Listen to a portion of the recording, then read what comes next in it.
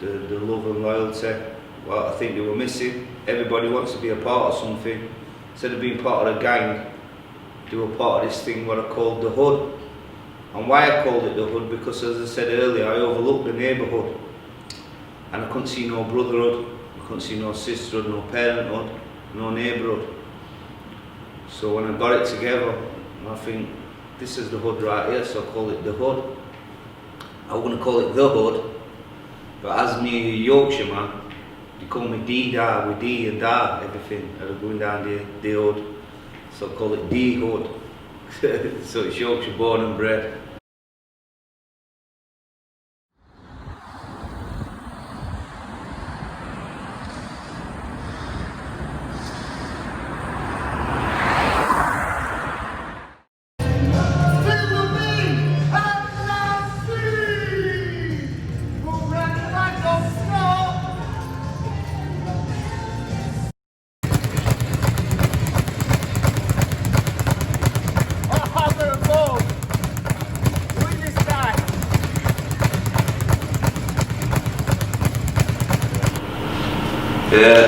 I'm Regan Dayton, the man from the hood. I'm a local kid who grew up around the Manor estate, one of the most notorious estates back in the most single parent, mum and dad estate is the most single parent area. And in fact I even went to this school, Prince Edward School, many years ago. Couldn't really engage in school, but I was lucky I found boxing, and boxing saved me, putting my energy into something positive, put my time and effort into it. There's no true word, idle hands work for devils. I had a good professional career, travelled the world, had 19 fights, 18 wins, but I had a bit too much too fast growing up with Prince Nazim, Lennox Lewis. I always said it, I fought with Elvis Presley. Fast cars, fast nights out. But one night I got chasing my Porsche Carrera and ended up shoving a police car out of the way, and Her Majesty gave me 2.5 years in prison for it. So I did my time, rejuvenated myself, rehabilitated myself, picked myself up, brushed myself down. Luckily I come out, I got my professional career back, come back with a bind. Stopping Courtney Owen, a promising prospect from Sheffield, in 77 seconds, and then the list goes on. I had 7 more fights, 7 wins. Got offered the European title fight against Frank Buglioni. In that time, I was on the local area, Manor, where we live, where we are now, and I live in a 2nd story apartment overlooking the neighbourhood. And I see the shops, the pub, the park, and I see people smashing things up, people dealing, people going out wrong path as my friends did and I did as a kid. A kid got shot on the front, a kid got stabbed on bike. And one day there were these big group of kids smashing things up, so I went out to them and asked them what they were doing and why they were doing it. And why they said they were doing it was because they were bored. They were bored, nothing to do. So I got them out running with me. Then I got a guy who asked me about these kids why we were running with me. I thought we were smashing local pub up. And they couldn't do nothing with him. So then I said, what about if we rent a room off your concert room? I got some scaffolding bars up, put a few bags, and this school where I am now, where I used to go 2 years ago, it went from 900 kids to 200 kids, because all kids got shipped out to naughty boys schools or they went to school, and the eating went, so they didn't know what to do with it. They invited me in here, in the sports hall at back. He says, hey, do you want to look after this? Because kids are running riot. So I come in here, there are a few addicts in here. The addicts now is even working with Adam Holmes and that and other. They were 29 years on heroin. But I seen them in here, introduced them in here to help me, and I'll help them. And then the other community comes, so we built that gym out there, we were absolutely buzzing for a few more years. And then we started, I thought the best thing to keep the people out, or to keep people to look after it, we'll do it up. So I started room by room. And then it just manifested and just grew and grew and grew and grew. So I pastor a church here, and that's why I'm here in Sheffield. One Saturday when I wasn't busy, I came down and I just saw so many young people who, you know, boxing, just having fun together, respecting each other. It was just an amazing thing to see. And so I am good friends with Regan, and you know, essentially he told me how everything got started, just from getting a few kids from the local area running with him, and getting them active. Getting them to see that there's more to life than smashing up windows or breaking into things, but you can be putting your energy into more positive things than negative.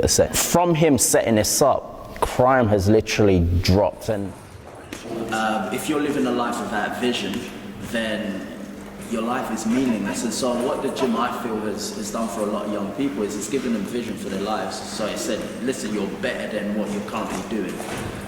You can achieve more than you're actually achieving right now, if you just put your mind to it. I got into boxing around 6 years ago. Come to the hood, met Regan, and I fell in love with it straight away. And I saw how dedicated Regan was, and just being around Regan, my lifestyle, but he's got a really good lifestyle, very disciplined, and it's contagious if you're around him. He's living successfully, you become successful yourself. I was with 3 and 4 in the bag, we just had to make do. We had 2 benches, we did step-ups, dips. We made most of it, but they were best times. So since I've been here, I had a fight after a year of being here. I won my first fight, and then I had 4 more that season, and I won all of them too. And then my second season, I think I had 10, and I won every one of them as well. And I've only had, I think I've had 15 fights, I've lost 3, so I've got 12 wins. And one of them, I got injured, I got a shoulder injury.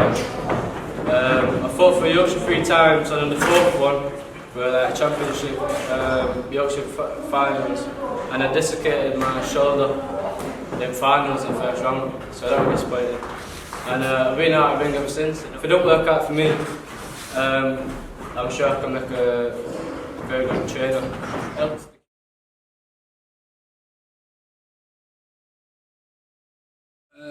It's the number of people that come and keep coming back, you know, proofs of the pudding. It's the statistics from the local fire and rescue and from the South Yorkshire Police.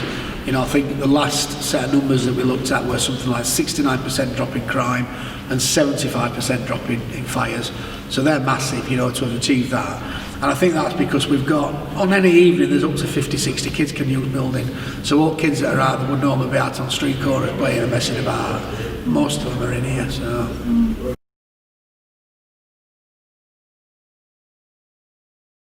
I was lost. You know, I'd given up. I thought I didn't want to be alive. I wanted to be dead. I was taking that many drugs and drinking that much. My whole life had fallen apart. I came to Hood, got involved with a recovery group, started training, started to get that fire back in my belly, and being around such good people who wanted to help me. They didn't want nothing from me other than for me to be well and be in good shape. Peer support group, just help one addict helping another, and just because we've tried to do it on his own in addiction, try to get clean, and it's impossible. I like when people start getting well, you see that glint back in their eye, and it's just like, that's what it's about. Yeah, it's cut us off from community in many instances, but you know we've tried to adapt, and we've made building COVID safe. So under certain tiers we're allowed to do certain things, and we've stuck to guidelines, and we managed to get some classes up and running under tier 3, which were for vulnerable people and vulnerable adults, and we managed to put the classes on for the under 18s for the kids because they were also part of the exemption. So we were running kind of a half service really, but it's essential because people are crying out for it. You know, they need it not just for the physical well-being, but also for the mental well-being as well. So. We used to run a Thursday afternoon meeting which were at 4:30, and it lasted about an hour, and that were in cafe up in other parts of the building. And the people that attend that group said, look, we're desperate, we need something else, so we moved it to online. So we started to do a weekly Zoom meeting on a Thursday, and it became apparent that the group needed another meeting, so we decided to put another meeting on calendar. So we do 2 Zoom meetings, one on a Tuesday, one on a Thursday. And then we've also, for the last, I don't know, a couple of months, we've been doing a recovery walk. So on a Saturday morning, we meet at a local park, local trail, and we go for 2-3 hour walks out into countryside and come back. Yeah, it's impacted us a lot this year. So, obviously we've had to close at the end of March, and it's just been so difficult for people. We've had phone calls of, people are really struggling financially. Mental health has gone up massively. People have really struggled, and it's affected so many people that come to the gym because this is their livelihoods. And we've tried to support. We've been on the phone to them. We've phoned doctors for them. We've dropped off food parcels for them. We've given as much support as possible. And then when we reopened in July, we had to put a lot of things in place. So we've had to tape everywhere off, make sure everyone's kept 2 meters apart. It's been really difficult because the hood to people, and obviously to us, is a home. It's like, it's a family network, it's a community. Especially with the people that come to recovery, we've gone on walks because we've been able to do walks of 15, and we've got Facebook Messenger that we've kept in contact with everyone. We've set up certain groups, so if anybody's feeling a bit down or not coping, we've been in communication with everybody, but we're just glad to be back.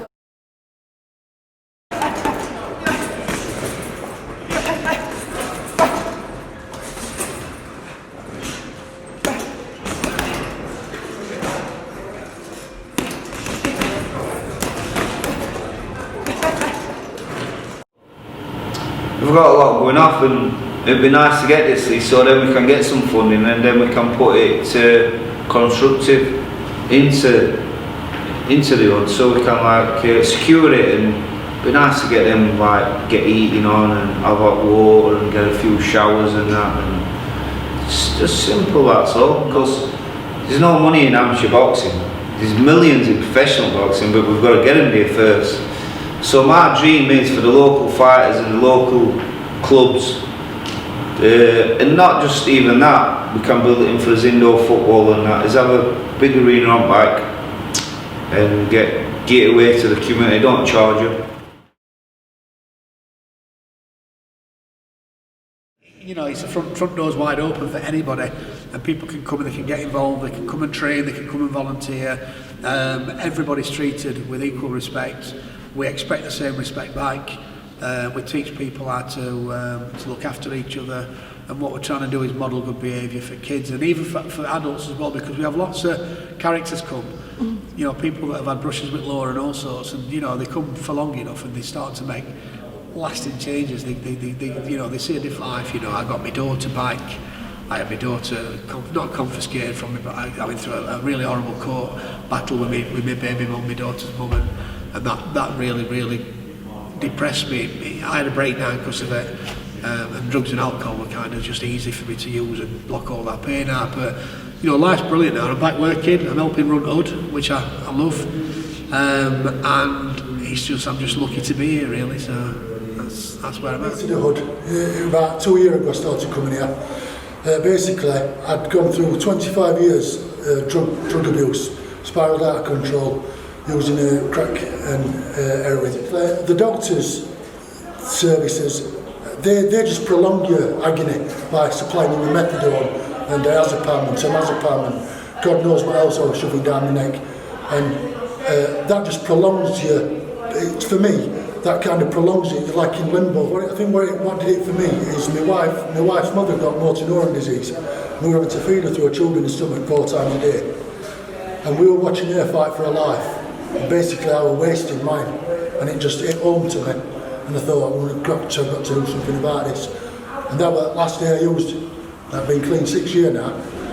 Come here 2 years ago, like I said, I'm 29.5 stone, I couldn't even walk up a flight of stairs.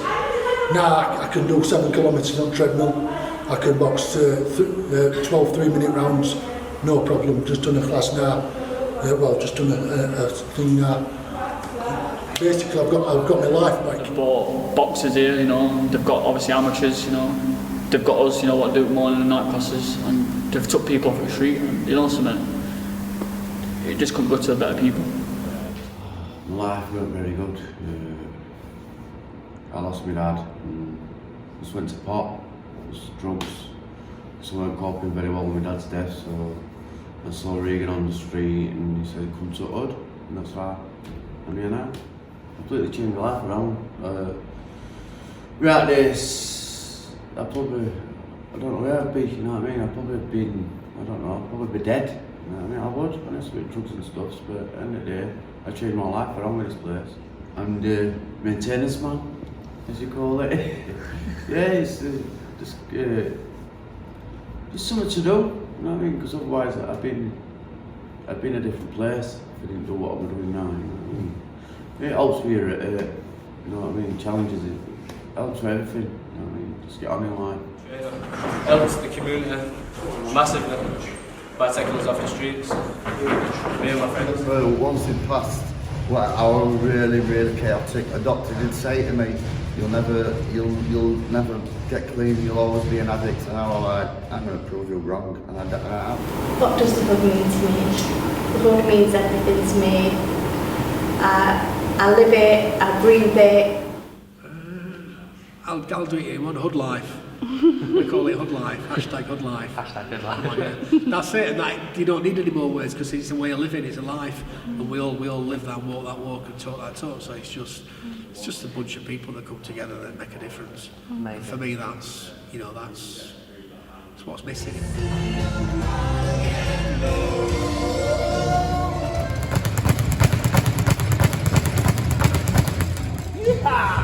Sammy, baby. All good in the hood. Remember, no battle, no victory.